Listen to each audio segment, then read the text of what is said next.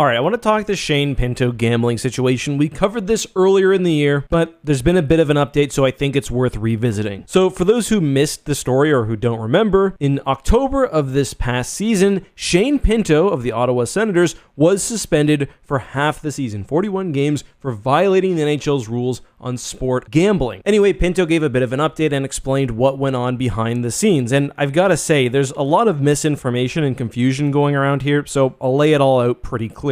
First of all, no. Shane Pinto was not gambling on the NHL. He was not gambling on anything involving him personally. That, of course, is strictly prohibited by the NHL under all circumstances. NHL players cannot bet on NHL games, even though it could be kind of fun if they were allowed to bet the over on their own goals or whatever, but I get it. However, Shane Pinto was also not suspended for simply gambling on another sport. That's actually allowed for players. What he did was proxy betting, which is when you get someone, usually a friend, a bookie, or a family member, to place bets on your behalf. He was doing this because he's in Ottawa and wanted to bet in the US. I'm sort of two minds about this. For one, I really dislike gambling. The degree to which the NHL has gotten into bed with these massive gambling companies in Canada and the United States, I find frankly disgusting. I personally have been asked to do gambling sponsorships so many times. The money is usually ludicrous, but I've turned them all down, and that's not to say that I'm moral. It's just to say that there's a ton of pressure on the sport right now. And honestly, I think the NHL is a little two-faced for essentially taking advantage of what is an addiction while also punishing a player who very clearly himself has some sort of gambling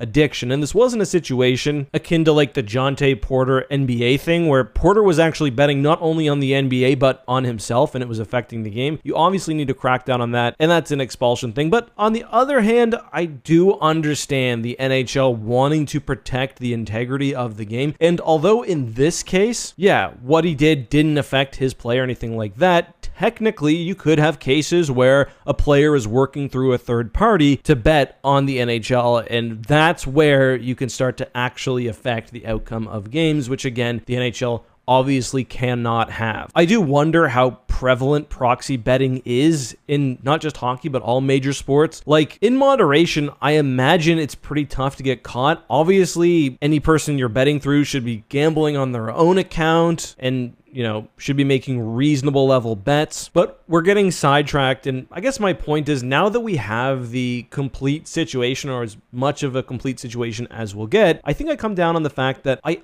understand, I suppose, what the NHL was trying to do and why they would make an example out of someone to curb the potential harm caused by betting. It just feels a bit gross when the NHL is doing whatever it can to profit off the addictions of those who gamble. Just my thoughts, though. Let me know yours below.